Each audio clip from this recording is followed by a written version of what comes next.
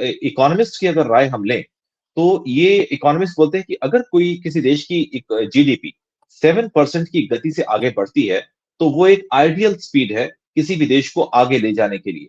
और मोदी जी देखिए दिन-रात उसके लिए काम कर रहे हैं। मैं बार-बार मोदी जी का नाम इसलिए ले रहा हूँ, क्योंकि वो विज़नरी नेता है। He is a real statesman. उनके पास एक विज़न है, एक पावर है कि हमें देश को कहाँ लेकर के जाना है। और यहाँ पर उन्होंने हिंदू, मुसलमान, सिख, ईसाई किसी को कुछ नहीं देखा। सबको एक नज़र से देख रहे हैं वो। बहुत सारी ऐसी पॉलिसीज़ मुस्लिम पॉपुलेशन के लिए भी उन्होंने बनाई है, जिसका फ़ायदा उन्हें मिल रहा है। असल बात ये थी कि अमेरिका नहीं चाहता था कि इंडिया जैसा थर्ड वर्ल्ड कंट्री अमेरिका के बरक्स स्पेस साइंस में आके खड़ा हो जाए। सबसे बड़ा डर अमेरिका को ये था।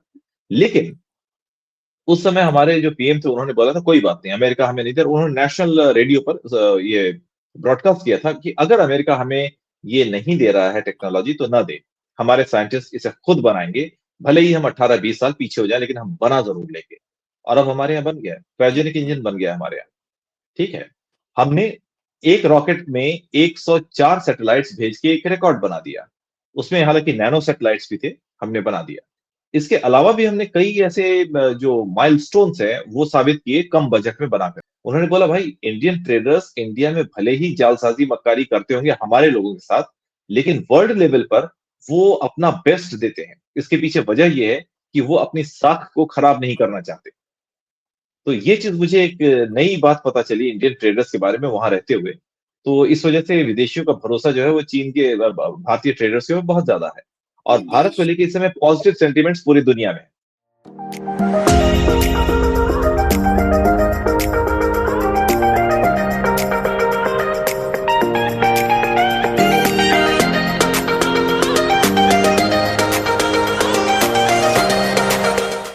अस्सलाम वालेकुम व्यूअर्स, आई एम विश्वनाथ और आप लोग देख रहे हैं मेरा और आपका यूट्यूब चैनल। आज हमें इंडिया से ज्वाइन किया है पंकज श्रीवास्तव ने।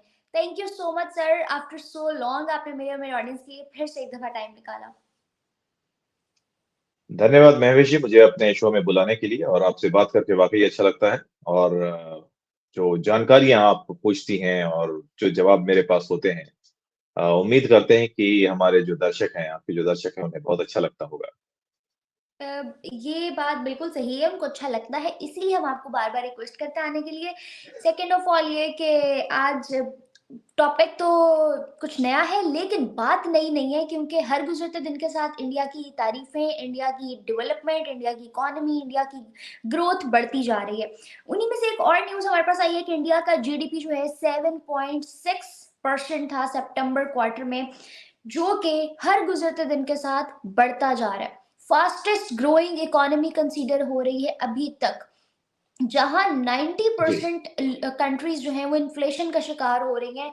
इतनी सारी कंट्रीज डाउनफॉल की तरफ जा रही हैं, वहां इंडिया वाहिद ऐसी इकोनॉमी है जो 7.6 परसेंटेज के साथ बढ़ रही है। क्या राय रखते हैं आप इसके बारे में, क्या पॉइंट ऑफ व्यू आपका? देखिए महवेश जी आपने बिल्कुल सही कहा कि इंडिया की जो इकोनॉमी है वो 7.6 की गति से आगे बढ़ रही है और ये जो क्वार्टर फर्स्ट था इसका अप्रैल टू जून ये 7.8% की गति से आगे बढ़ रहा था। तो इसमें दुनिया को कमाल लग सकता है, आपको लग सकता है, बाकी और लोगों को भी कमाल लग सकता है। लेकिन देखिए एक लीडरशिप जो है, वो देश को या तो गर्त में गिरा सकती है या फलक पे पहुँचा सकती है। ठीक है? तो यहाँ पर इसका पूरा क्रेडिट जो है, ये मैं मिस्टर मोदी को देना चाहूँगा, क्योंकि इससे पहले भी देखिए ब्यूरोक्रेसी यही थी, ट्रेडिंग कम्युनिटी यही थी, इंफ्रास्ट्रक्चर हमारे पास यही था। हाँ, इंफ्रास्ट्रक्चर बढ़ा है। जो रूट्स वगैरह बनाए हैं, रेल रूट्स, सड़क के रूट्स, एयरपोर्ट्स वगैरह जितने बने हैं हमारे यहाँ, वो पहले उतने नहीं थे। पहले सुस्त गति से हमारे यहाँ काम होता था और वन विंडो क्लीयरेंस कहने को था, लेकिन असल में वन विंडो क्लीयरेंस नहीं था। तो पहली चीज़ तो ये है कि ग्राउंड लेवल पे बहुत सारा काम किया है मिस्टर मोदी ने। मोदी जी को आज न सिर्फ़ उसके उनके चाहने वाले ही पसंद करते हैं, बल्कि वो लोग भी उन्हें पसंद करते हैं जो उनके ऑपोज़िशन में हैं। सामने नहीं कि इस बात को एक्सेप्ट करेंगे वो। सबसे बड़ी तो मोदी एग्जाम्पल जी के हमारे काम सामने शैला रशीद की है। जी, बिल्कुल। आप देखिए मतलब किस तरह से उन्होंने एकदम यू टर्न लिया है और दूसरी बात ये है कि जिस तरीके से मोदी जी ने काम किया है, आप यकीन मानिए मतलब पिछले 9 वर्षों में 1 दिन की भी छुट्टी नहीं लेना, 1 दिन भी बीमार नहीं पड़ना, सुबह से शाम तक काम करना, साढ़े 4 घंटे की सिर्फ नींद लेना, ये मतलब किस तरह के आदमी हैं? मैं खुद इतना काम नहीं कर सकता, कोई भी इतना काम नहीं कर सकता है। और हमारे यहाँ ब्यूरोक्रेसी जो है, नौकरशाही, इसे सफेद हाथी बोला जाता था कि ये लोग आराम तलबी के साथ अपना काम करते हैं और जो इनके विजिटर्स वगैरह हैं उनको अपने केबिन के बाहर वेट करवाते हैं, अपना काम अपने रफ्तार से करते हैं। लेकिन मिस्टर मोदी जो है जब से ये आए हैं, जब से पीएम बने हैं, तब से इन्होंने इतना अच्छा काम किया है कि ये जो सफेद हाथी वाला काम है ना, नौकरशाही, अब ये पेनफुल जॉब हो गया है इन लोगों के लिए। अब आराम नहीं है इस जॉब में। तो सबसे पहली चीज क्या है, और ब्यूरोक्रेसी जो है किसी भी कंट्री को चलाने के लिए एक आयरन केज है, आयरन आयरन का एक स्ट्रक्चर है। उसके ऊपर जैसे हमारे बॉडी में स्केलेटन होता है ना हड्डियों का, उसके ऊपर हमारे सब बॉडी का स्ट्रक्चर बनता है, उसी तरह से ब्यूरोक्रेसी है। अगर इसे मजबूत आपने बना दिया, दुरुस्त कर दिया, तो देश आगे जाएगा ही जाएगा। और मोदी जी ने दिखा दिया ये कोई रॉकेट साइंस नहीं है।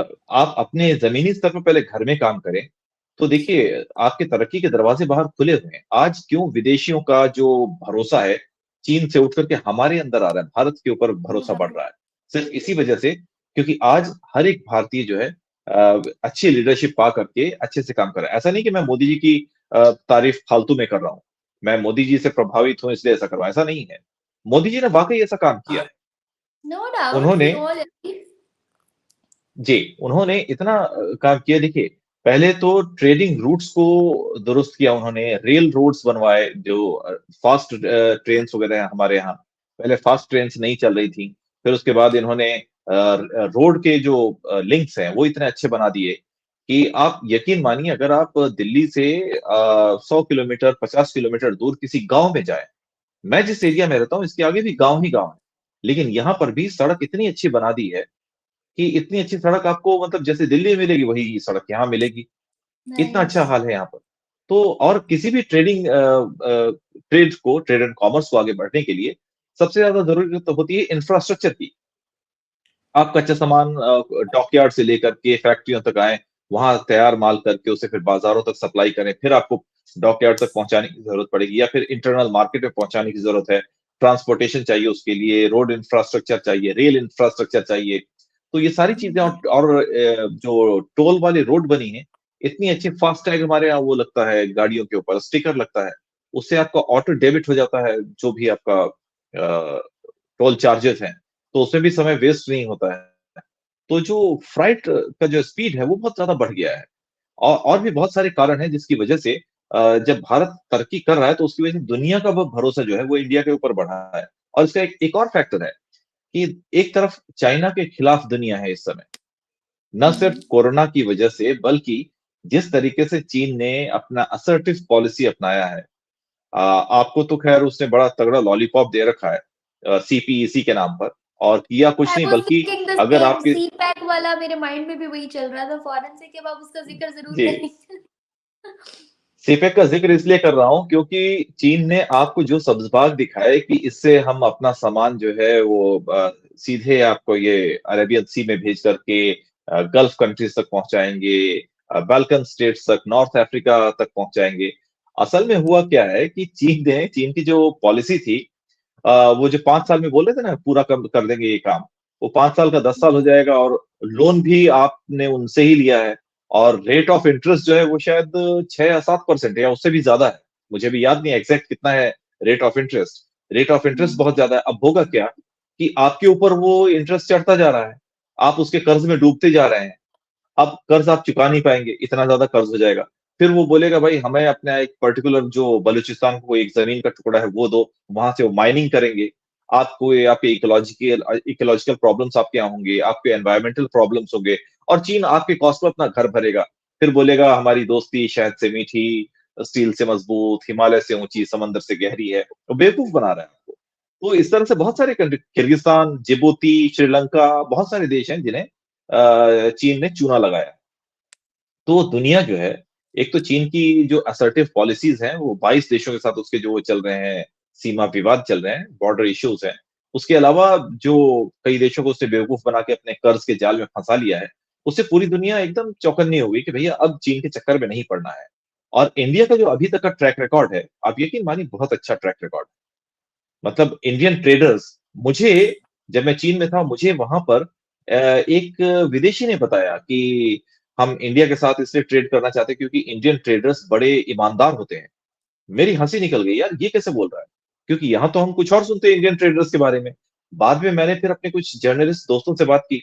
उन्होंने बोला भाई इंडियन ट्रेडर्स इंडिया में भले ही जालसाजी मक्कारी करते होंगे हमारे लोगों के साथ, लेकिन वर्ल्ड लेवल पर वो अपना बेस्ट देते हैं। इसके पीछे वजह ये है कि वो अपनी साख को खराब नहीं करना चाहते। तो ये चीज मुझे एक नई बात पता चली इंडियन ट्रेडर्स के बारे में वहां रहते हुए। तो इस वजह से विदेशियों का भरोसा जो है वो चीन के भारतीय ट्रेडर्स के ऊपर बहुत ज्यादा है। और भारत को विदेश लेकर इस समय पॉजिटिव सेंटिमेंट्स पूरी दुनिया में है।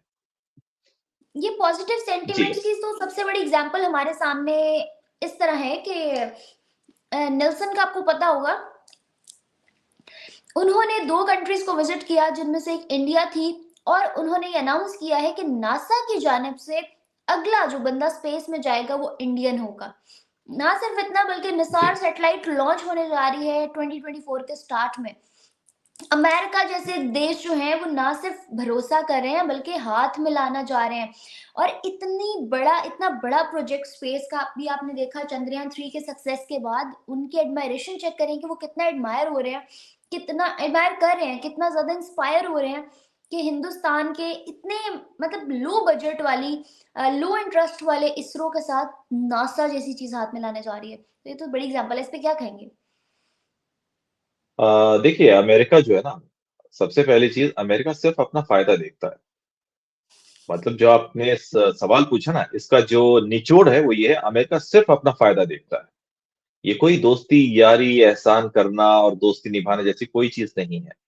अमेरिका को, ये वही अमेरिका है जिसने 1993 में इंडिया को क्रायोजेनिक इंजन नहीं दिए थे। क्रायोजेनिक इंजन रॉकेट में थर्ड फेज में इस्तेमाल होता है, जहां पर कि बहुत ही कम लिक्विड फॉर्म में यहाँ पर फ्यूल होता है क्रायोजेनिक इंजन में। और इसमें होता क्या है कि ऐसे थर्ड स्टेज में जब रॉकेट पहुंचता है जहां ऑक्सीजन नहीं होती है, वहां बहुत ही कम टेम्परेचर पर इसमें इग्निशन देने पर कंबशन चालू हो जाता है। मतलब ये आगे बढ़ जाता है, थ्रस्ट एक बहुत तगड़ा थ्रस्ट देता है बहुत ही कम टेम्परेचर में कंबशन के साथ। तो ये जो टेक्नोलॉजी है इंडिया के पास उस समय नहीं थी, इंडिया ने अमेरिका से मांगा। अमेरिका ने तो नहीं दिया, रूस को भी जब हमने रूस से मांगा तो रूस को भी बोल दिया भैया इंडिया को मत देना, वरना इंडिया इसका इस्तेमाल मिसाइलों में करेगा, मिसाइल बनाने में करेगा। ये बहानेबाजी थी। हमने भरोसा दिलाया कि भाई हम मिसाइल विसाइल नहीं बनाएंगे इसका, हमें रॉकेट भेजना है अंतरिक्ष में, स्पेस में। तो अमेरिका नहीं चाहता था असल में, असल बात ये थी कि अमेरिका नहीं चाहता था कि इंडिया जैसा थर्ड वर्ल्ड कंट्री अमेरिका के बरक्स स्पेस साइंस में आके खड़ा हो जाए। सबसे बड़ा डर अमेरिका को ये था। लेकिन उस समय हमारे जो पीएम थे उन्होंने बोला था कोई बात नहीं, अमेरिका हमें नहीं दे। उन्होंने नेशनल रेडियो पर ये ब्रॉडकास्ट किया था कि अगर अमेरिका हमें ये नहीं दे रहा है टेक्नोलॉजी तो ना दे, हमारे साइंटिस्ट इसे खुद बनाएंगे, भले ही हम 18-20 साल पीछे हो जाए लेकिन हम बना जरूर लेंगे। और अब हमारे यहाँ बन गया है, क्रायोजेनिक इंजन बन गया है हमारे यहाँ। ठीक है। हमने एक रॉकेट में 104 सैटेलाइट्स भेज के एक रिकॉर्ड बना दिया। उसमें हालांकि नैनो सैटेलाइट्स भी थे, हमने बना दिया। इसके अलावा भी हमने कई ऐसे जो माइलस्टोन्स हैं वो साबित किए कम बजट में बना करके। पहले दुनिया ने मजाक उड़ाया जब हमारा जो चंद्रयान 2 था, मिशन चंद्रयान 2, वो 95% सक्सेस के साथ 5% फेल्योर रहा। तो हमें किसी ने बोला था कि इंडिया ऐसा नहीं करते ना, जब कोई काम नहीं आता तो उसे नहीं करते। इंडिया की जगह इंडिया करके बोला गया था। आप ही के यहाँ के थे एक साहब, बाद में मतलब, खैर हमें कोई फर्क नहीं पड़ता, आप बोलते रहो, आपकी मर्जी है। लेकिन हम आगे बढ़ते रहे और आज हम इस मकाम पर पहुंच गए कि दुनिया की जो सबसे बड़ी शक्ति है, सबसे बड़ा मतलब पावर है, स्पेस पावर है, वो हमारे साथ आ रहा है। और इसके पीछे देखिए वजह क्या है, अमेरिका क्यों इंडिया को इतनी तवज्जो दे रहा है। पहला जो इंडियन सिटीजन था जो स्पेस में गया था उसे रूस ने भेजा था। 1984 अप्रैल का महीना था। राकेश शर्मा विंग कमांडर थे, शायद विंग कमांडर थे एयरफोर्स में। तो उन्हें भेजा था स्पेस में। तो रूस से हमारी पुरानी दोस्ती है। और अमेरिका का इस समय रूस के साथ 36 का आंकड़ा है। और अमेरिका नहीं चाहता है कि भारत रूस के खेमे में चला जाए, पहली चीज। दूसरी चीज, चाइना का भी स्पेस स्टेशन है वहां, अंतरिक्ष में। चाइना ने भी एक स्पेस स्टेशन लॉन्च किया हुआ है। अब चाइना को काउंटर करने के लिए अमेरिका सीधे ना आकर के इंडिया का इस्तेमाल करना चाह रहा है। ये दो कारण ऐसे हैं कि, और अब तीसरा एक बहुत बहुत जरूरी कारण ये है कि अमेरिका जो है भारत के करीब इसलिए आ रहा है क्योंकि भारत ने एक माइलस्टोन साबित कर दिया, अपने अपने आप को प्रूव कर दिया कि हमारे यहाँ स्पेस मिशन सक्सेसफुल होते हैं बहुत ही कम कॉस्ट में। अब इसके साथ इसरो के साथ-साथ क्या हुआ है कि हमारे यहाँ सैटेलाइट स्पेस इंडस्ट्रीज़ खड़ी हो रही हैं, जो कि प्राइवेट सैटेलाइट इंडस्ट्रीज़ हैं। वो क्या है कि एक सैटेलाइट भेजने में जो छोटे-छोटे कंपोनेंट्स लगते हैं, उन्हें बनाने की जो मशीन ज बनाने की जो इंडस्ट्री है, वो हमारे यहाँ बन रही है। ये इंडस्ट्रीज़ अमेरिका में इंडिया से ज़्यादा हैं अभी, लेकिन जो कंपोनेंट्स अमेरिका में मान लीजिए $100 में तैयार हो रहे हैं, इंडिया उसे 20 से $30 में तैयार कर रहा है।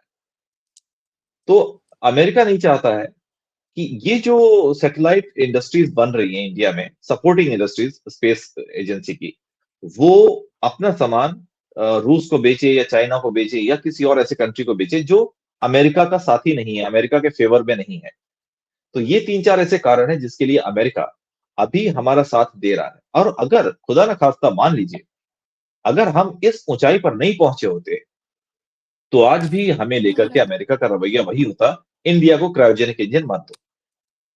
तो ये हमारी अपनी कमाई है। आज जो हम जिस मकाम पर पहुँचे हैं, अमेरिका ने कोई एहसान-वहसान नहीं किया है। ये हमारे साइंटिस्ट की अपनी खुद की कमाई है, कड़ी मेहनत है, बरसों की कड़ी मेहनत है, जिसका नतीजा आज हमें मिल रहा है। देखिए जहाँ तक आपने नरेंद्र मोदी जी की बात की और इंडिया की बात की कि इंडिया की जीडीपी को और आगे बढ़ाना चाहते हैं वो। तो मोदी जी जब गुजरात के सीएम बने थे तब से वो डे 1 से काम कर रहे थे कि गुजरात को आगे बढ़ाया जाए और आज की तारीख में इंडिया में गुजरात नंबर 1 है इंडस्ट्रियल ग्रोथ में। और जब से वो पीएम बने इंडिया के, उसके बाद से वो पूरे इंडिया के लिए काम कर रहे हैं। उनका एक नारा है, सबका साथ, सबका विकास। विकास यानी डेवलपमेंट, यानी हम सबको साथ लेके चलेंगे और सबकी इंक्लूसिव डेवलपमेंट होगा, मतलब कोई भी आदमी पीछे छूटेगा नहीं। और उन्होंने समय-समय पर ऐसी बहुत सारी पॉलिसीज़ बनाई जैसे कि उज्ज्वला योजना। उज्ज्वला यानी जो गरीब लेडीज़ हैं, जो अभी भी लकड़ियों के चूल्हे पर खाना बनाती हैं, उन्हें सब्सिडाइज़्ड रेट पर गैस के सिलिंडर्स दिए, बहुत ही सब्सिडाइज़्ड रेट पर। उसके बाद गरीबों के लिए एक आयुष्मान योजना शुरू की।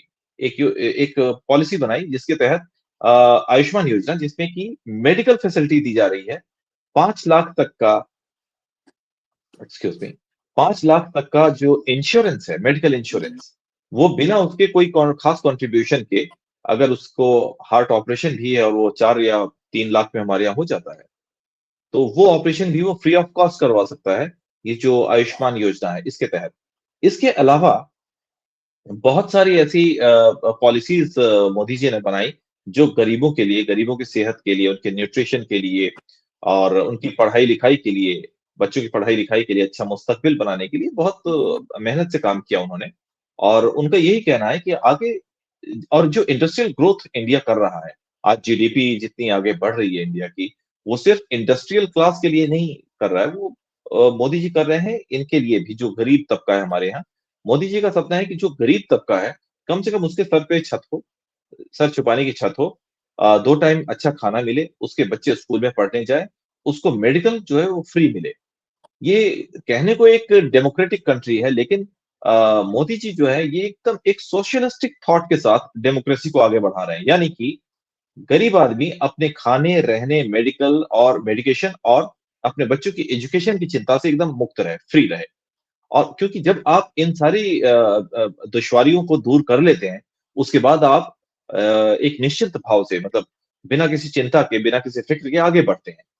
तो मोदी जी का ये जो सपना है, ये पूरा होता हुआ हमें दिख भी रहा है। क्योंकि हुँ। किसी देश की जो इकोनॉमी जब आगे बढ़ती है, उसका ट्रेडर, उसका मैन्युफैक्चरर, उसका जो इंडस्ट्रियल क्लास है, वो जब आगे बढ़ता है, तो वो किसी देश की तरक्की का स्पाइनल कॉर्ड होता है। जब आप उसे हुँ। मजबूत करेंगे, तो पूरा देश अपने आप मजबूत होगा। इंडिया आज 5वीं सबसे बड़ी मईशत है दुनिया की और जिस तरह से जर्मनी और जापान पे जो जीडीपी है नेगेटिव जा रही है, तो हमें बहुत जो समय हमें लगना चाहिए था पहले इन दोनों देशों को पछाड़ के नंबर 3 पर आने के लिए, वो मुझे लगता है कि उससे उस समय से बहुत पहले हम आ जाएँगे। क्योंकि देखिए दुनिया में इस समय रोबस्ट इकोनॉमी के तौर पर इंडिया की इकोनॉमी आगे बढ़ रही है। चाइना की इको चाइना की इकोनॉमी का जो साइज़ है वो काफ़ी बड़ा है, इसलिए वो 5% की गति से भी आगे बढ़ेंगे तो काफ़ी तेज़ होगा। लेकिन चाइना की इकोनॉमी अभी नेगेटिव ट्रेंड इस मामले में शो कर रही है कि जितने भी उनके यहाँ फैक्ट्रीज़ वगैरह हैं प्रोडक्शन लाइन है, वो सब वहाँ से निकल के बाहर जा रही हैं। उनका ट्रेड डेफिसिट बढ़ता जा रहा है, उसके बाद उनका जो फॉरेक्स है, वो खत्म हो रहा है, फॉरेन ट्रेड खत्म हो रहा है। तो इस वजह से और उनके यहाँ बेरोज़गारी बढ़ती जा रही है। तो इन सबको देखते और इंडिया का जो है इकोनॉमिक ग्रोथ वो 7.8 Q1 में बढ़ा, यानी क्वार्टर 1 में अप्रैल टू जून, क्वार्टर 2 में 7.6 की गति से आगे बढ़ा। अभी देखिएगा दिसंबर बीतेगा, जनवरी जैसी ही आएगी, तो ये भी आपको 7.5 से ज्यादा ही मिलेगा। और इकोनॉमिस्ट की अगर राय हम लें, तो ये इकोनॉमिस्ट बोलते हैं कि अगर कोई किसी देश की एक जीडीपी 7% की गति से आगे बढ़ती है, तो वो एक आइडियल स्पीड है किसी भी देश को आगे ले जाने के लिए। और मोदी जी देखिए दिन-रात उसके लिए काम कर रहे हैं। मैं बार-बार मोदी जी का नाम इसलिए ले रहा हूँ, क्योंकि वो विजनरी नेता है। He is a real statesman. उनके पास एक विजन है, एक पावर है कि हमें देश को कहाँ लेकर के जाना है। और यहाँ पर उन्होंने हिंदू, मुसलमान, सिख, ईसाई किसी को कुछ नहीं देखा। सबको एक नज़र से देख रहे हैं वो। बहुत सारी ऐसी पॉलिसीज़ मुस्लिम पॉपुलेशन के लिए भी उन्होंने बनाई है, जिसका फ़ायदा उन्हें मिल रहा है।